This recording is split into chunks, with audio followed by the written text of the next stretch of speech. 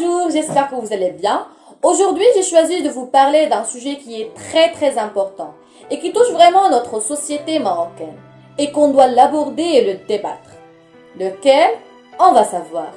Dans la réalité quotidienne, beaucoup de personnes, sans exception, rencontrent des soucis de tout genre.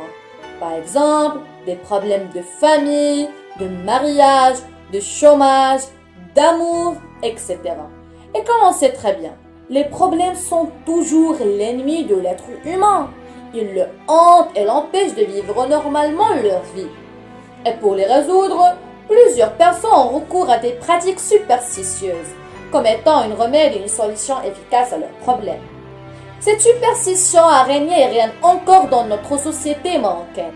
Mais la question que se pose à ce stade-là, qu'est-ce que ça veut dire la superstition? Ça signifie quoi? Je vous réponds. La superstition, c'est le fait de croire que certains actes, objets et même animaux peuvent entraîner des conséquences bonnes ou mauvaises. Tel est le cas du nombre 13 pour les Français et le cas du corbeau pour les Arabes. On doit savoir que la croyance en un seul Dieu, Allah, lui seul connaît le passé, le présent et même l'avenir d'être. Et aucun d'autre ne le peut. Certes, la superstition est transmise d'une génération en génération et c'est à cause de l'influence de l'entourage.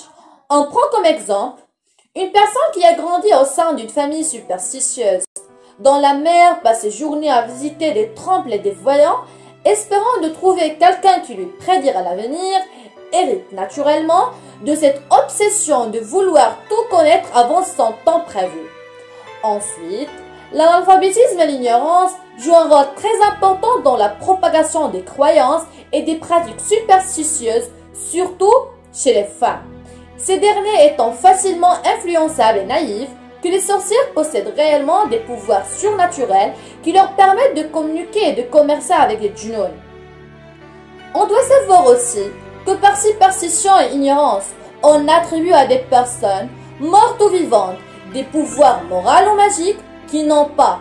Si par exemple, la Chouafa ou M. Al-Rafi pouvaient résoudre les problèmes de vie, on peut résoudre avant tout la situation lamentable où ils vivaient eux-mêmes. Donc, en guise de conclusion, on peut dire que par superstition et ignorance et par absence quasi totale de la raison, plusieurs personnes ont recours à des fausses pratiques et à de fausses croyances, au lieu de faire face à la situation par la meilleure remède que soit l'intelligence ou l'esprit. J'espère que vous avez compris mon sujet et merci.